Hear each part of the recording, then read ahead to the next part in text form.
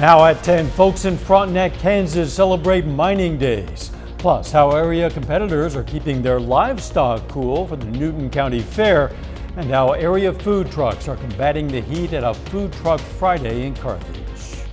The 4 states' most watched news starts now. A Kansas City man pleaded guilty in federal court to committing a hate crime.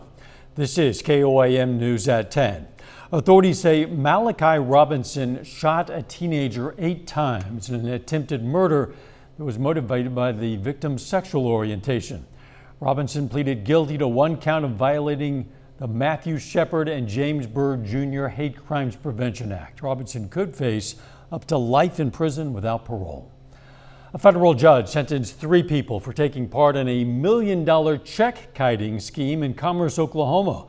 Authorities say 53-year-old John Linthicum was seeing a drop in revenue from his cattle business, so he had 53-year-old Douglas Mayfield write insufficiently funded checks that Linthicum deposited into his bank account at First State Bank of Commerce.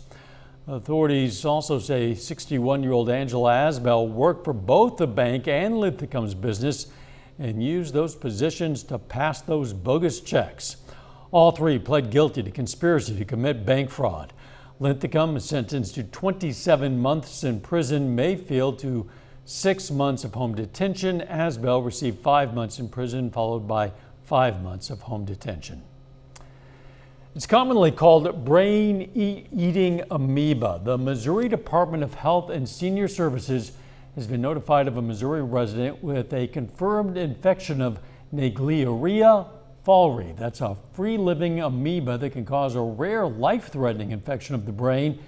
The amoeba is commonly found in warm fresh water such as lakes, rivers, and ponds. However, it's extremely rare to catch. Only 154 known cases have been identified in the entire U.S., and the only other case identified for a Missouri resident happened back in 1987. An expert provided more symptoms to look out for. A severe headache, fever, nausea, vomiting, stiff neck, some mental status changes. It's important, anytime those types of symptoms are present, to really seek medical care. Officials say they are not investigating any more cases in Missouri. A bit of a cool down coming our way. Nick Kelly. And it's about time too now, considering not just what we went through this week with a long stretch of pure July heat and humidity, but based on how this day has been. We started warm at 83 this morning at Joplin Regional. At least we stopped shy of hitting 100 degrees, but still 99. Still too hot, at least from my point of view, and certainly humid nonetheless. But a passing front that did come on through worked with the warmth and the humidity to get some scattered storms in here during the morning hours, and then mainly a quiet afternoon and evening. The front continues to sink to our south and east. North breeze behind the front. It might be light, but it is starting to pull in drier air. That's really going to play to our advantage as we go into tomorrow, especially.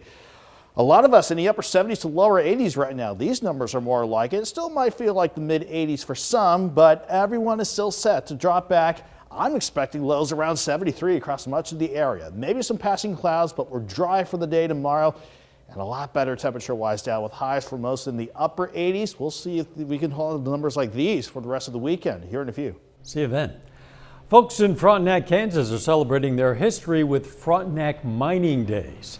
The town started as a mining settlement, so today's event is themed around those days. Featured a carnival, games, historic presentations, and a medallion hunt that led sleuths around town with the help of clues.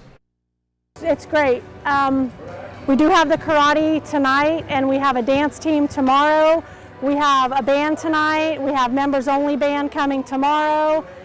The bars are cooking food. We've got the Blue Spoon. I mean, a little bit of everything for everybody. Now, the event just wrapped up for tonight, ended at 10 p.m., but it is going to be back up and running again tomorrow. The extreme heat is impacting more than just humans. The Newton County, Missouri Fair in Neosho, Missouri began Wednesday with livestock shows, food trucks, carnivals, rides open to the public. This year's showings include cattle, poultry, pigs, rabbits, horses, goats, sheep. And with the intense heat lately, some fairgoers are using creative ways to keep their animals cool so they can perform their best for the judges. It's been quite difficult. Sometimes the goats don't want to cooperate, and sometimes, like, if I'm in the show ring, they get hot, and I have to make sure, that they stay cool, so that way they don't, throw a fit or something in the ring. The fair ends tomorrow and supports the local Future Farmers of America high school programs. The intense heat's also bearing down on some local food trucks. Several trucks have had to close early the past few days because of the combination of hot cooking equipment and limited air conditioning, which makes the temperature inside some of those trucks unbearable. Smack Dabs was in Carthage today. They say they use a couple of different methods to cool down. It does real well. We hydrate, drink a lot of water.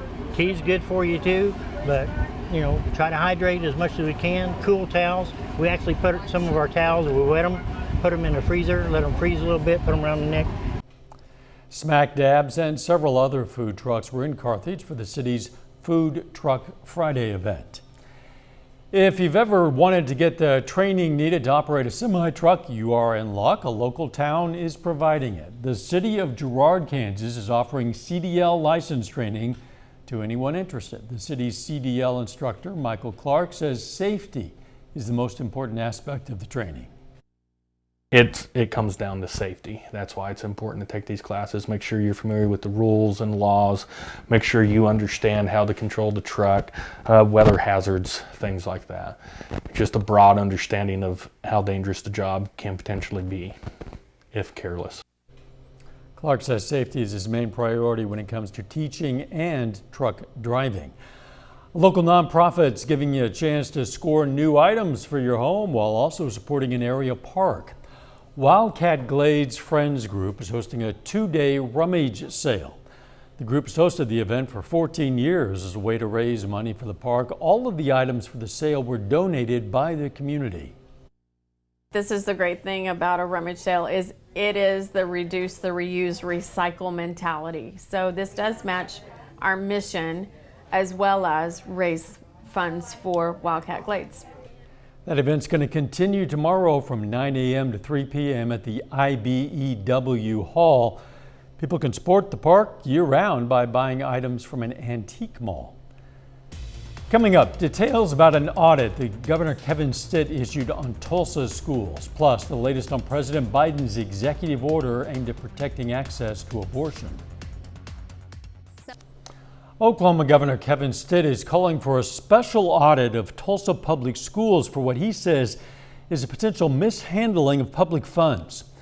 Stitt says he ordered the audit at the request of 2 Tulsa school board members. They wrote to Stitt on July 1st to complain that state contract laws might have been violated.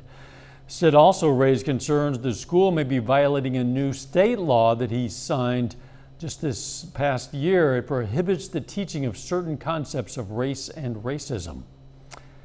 State parks all over Kansas are seeing larger attendance numbers for the first time since before the pandemic. Cedar Bluff in Ellis is one of the 27 state parks where campers are filling the lots.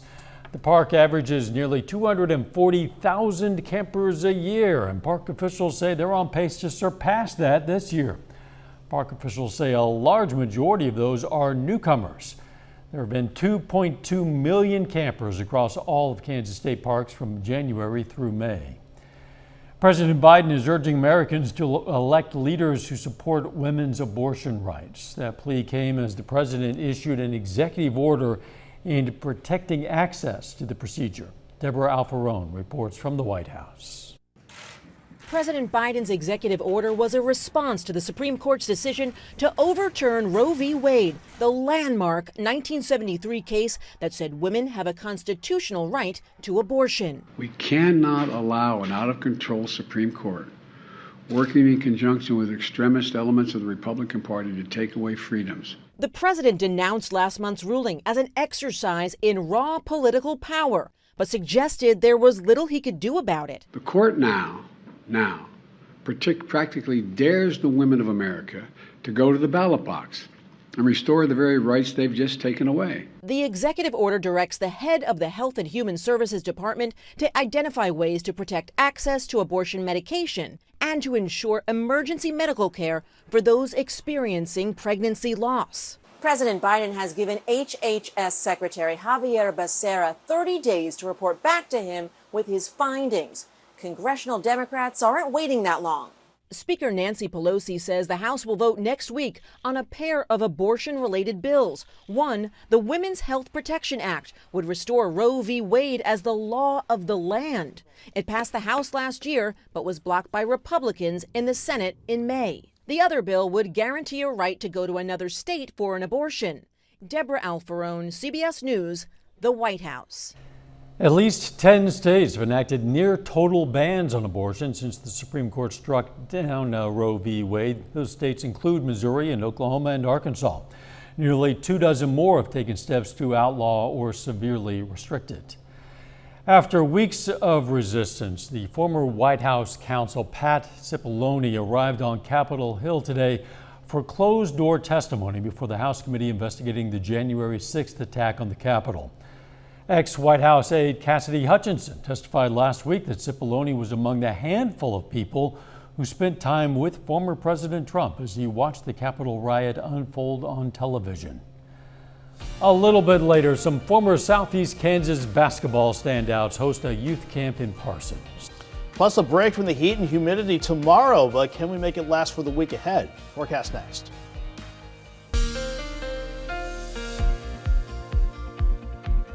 It's about time that we could use a good break from the heat and humidity because we've just been stuck in that rut, certainly over the past 36 hours. You can see how we hit the lower triple digits again yesterday afternoon, only lower 80s for a warm and muggy start to the day. At least we didn't officially hit 100 degrees at Joplin Regional, but still upper 90s. It's way too hot, I'm sure, for some of you. But at least a front that came on through today works with the heat and the humidity this time around. Gave us some scattered storms in the morning. Not a lot of widespread rainfall, only a 1/10 of an inch of rain, according to radar estimates. But compared to where we've been lately, any rain that can come our way, we will certainly take it. And we're all going to thankfully enjoy the dry air being pulled in behind the front. That's why we have not seen a lot of activity on the radar network late tonight. And I think that's thankfully how it's going to stay for the rest of the weekend. So we're looking good from Indigo Sky outside of Seneca, Missouri, and from 7th and Range Line from the east side of Joplin. Currently we're sitting at 81, north wind at 6. Finally it feels like 86, so it's not too muggy out there. Even though those dew points are at 73, I've seen that number start to drop throughout the course of the evening. That's a sure sign that the northerly breeze behind the front, the same breeze that's keeping us in the upper 70s to lower 80s now, is really helping to pull in the drier air. It's still, no doubt about it, feels like it's the mid to upper 80s in some spots, but we are on the right track. This time we're going to get out of the 80s tonight, and with quiet skies, despite maybe a little bit of cloud cover building back in overnight, we will drop back into the lower 70s for lows. Here's where our front is now to the south of the region. You can see rain and storms approaching Lawton and the Wichita Falls around the Texas-Oklahoma border. Additional rain and storms east of St. Louis. But behind that front, and with the jet stream finally back on top of us as that ridge temporarily collapsed, we're going to finally have temperatures back near normal. Still going to be a bit hot, but lower temperatures, certainly lower humidity compared to where we've been this week. We'll certainly take it. Again, maybe a little cloud cover for some through the overnight, but nothing underneath the clouds. We'll still drop back into the lower 70s to get the morning started. And then look at where we are by noon, in the lower to middle 80s, and then pushing highs mainly into the mid to upper 80s. Maybe a few spots in northeast Oklahoma are around 90. But this is a much better setup compared to where we've been lately. So if you're around Joplin tomorrow, 73 in the morning, 85 by noon. Highs are 89 with lower humidity. That's going to feel mighty nice. Not only will that feel nice, but so will Saturday night. We'll drop back into the mid 70s by 10 o'clock, but into the upper 60s to get your Sunday morning started. Unfortunately, we do have to work back into the lower 90s, even though we keep things quiet for Sunday because that upper level ridge is going to try to build back in. In fact, I think this could push us into the upper 90s again on Monday, but then another front comes in on Tuesday along with another upper level wave. That will push highs back near 90 for Wednesday and Thursday. Then We got to deal with the returning ridge that will build the heat back in by the end of next week. 89 tomorrow, 92 Sunday, 97 on Monday, then back near 90 through the middle of the week, Dow. And anytime we get one of those fronts to come on through, we're going to enjoy morning lows behind that front in the middle to upper 60s. It's going to feel like an Arctic blast compared to where we've been lately. Yeah, assuming you decide to get up early enough to enjoy that Arctic blast, I guess. That's true. That sounds good, though. Thanks, Nick. Hey, we have a big update on our More Power project. Today we put up the antenna for KFJX at the very top of our tower, and that gets us very close to the point now where we can boost the transmitting power for both KFJX and KOAM TV. Keep an eye on our social media for updates on when the new signal goes live. We're excited about this. You should be too. Check out the progress anytime on our website. It's koamnewsnow.com/power. Still ahead, it's the opening night of bracket play at the Little League District 2 tournament in Joplin, and Hall of Fame recognition for Crowder College head baseball coach Jacob Leonard has that and more up next.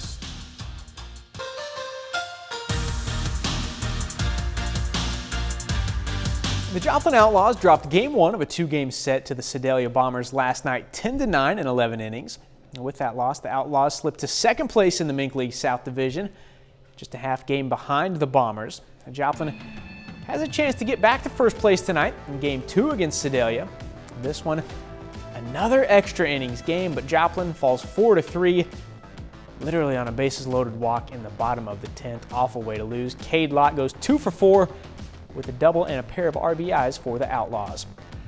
Well, Crowder College head baseball coach Travis Lolleman is headed to the Region 16 Hall of Fame. Now, Lolleman has spent the last 17 years leading the Rough Riders baseball program.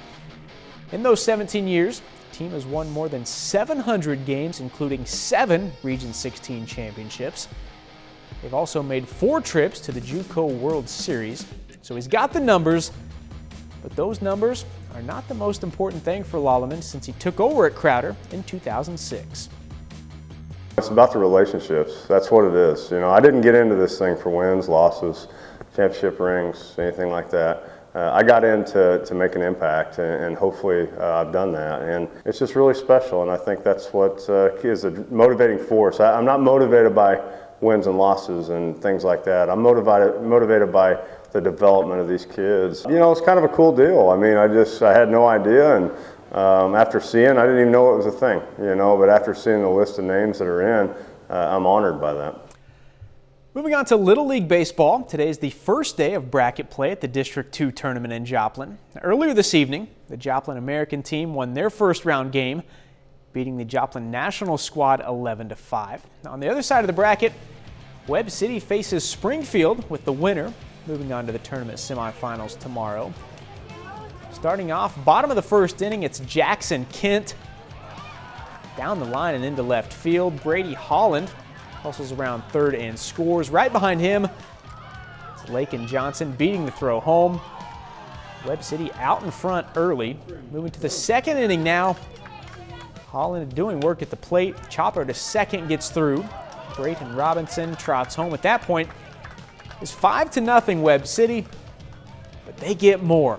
It's Jackson Kent again, really hammers this one to right. All the way to the fence, couple runners score, then check it out. Kent actually makes it all the way around on that. All Webb City tonight. They move on to the district semifinals 10-0. A Major League Baseball here, the Kansas City Royals open up a 3-game series tonight at home against the Cleveland Guardians. And a great game just went final. Royals win it 4-3. Michael Taylor delivers the walk-off single for Kansas City in the bottom of the 9th. As for the Cardinals, they're just 10 games away from the All-Star break. St. Louis opens a 4-game series against the Phillies this evening. And right now, the Cards trail 2-0 in the top of the 9th. Adam Wainwright, no run support here, but a great start on the mound, giving up just 2 runs on 4 hits in 8 innings. Well, local youth basketball players get the chance tonight to learn from some of the best to ever do it in Southeast Kansas. Some former SEK standouts are on break from their college programs, spent the evening at a youth camp in Parsons to give back to their hometown community. Hard work on 3. 1, 2, 3. Hard work! Yeah, yeah. You hear the vocals? time I can come back home and help the kids or work with the kids in the community to get better at a sport that I love and that hopefully they're falling in love with. It's good. That's good. That's good work right there. I like that. I like that. Knock it down.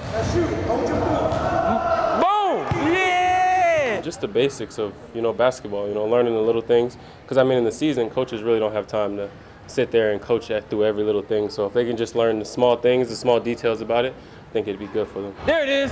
Boom. See? High five. That's what I like to see right there. It just feels great to be able to give back to this community. When I moved here, they accepted us. They've always gave us the most support and love. So I just want to give back as much as I can. Hit it right in the hands. That's a great pass. That's something that I've always talked about, like to my friends, like Brick and everything. That's something that we've always talked about is like just giving back to the community. Because whenever we was in school, they always was there for every game, everything like that. The community always gave, they all to us. So we just want to do whatever we can to get back to them. Never feel rushed. Step up with confidence and take your time, okay? The SEK means a lot to me, just all the love they showed me when I was here in high school, my success, and then even going off to ORU. So, and I don't get to come back often, so coming back to do this, I'm really glad that I was able to come back.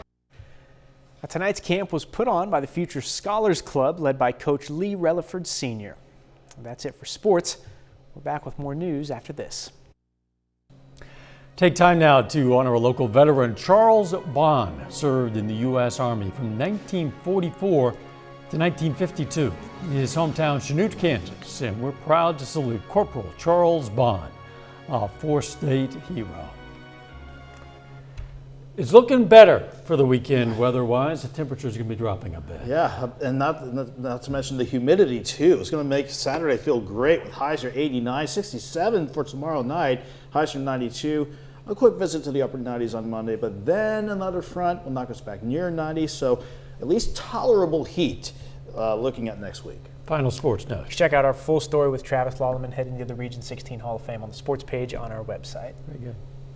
We're going to leave you with more scenes from the fun at Frontenac Mining Days from today. Again, it continues tomorrow. Thanks for joining us. Let's make it a great weekend.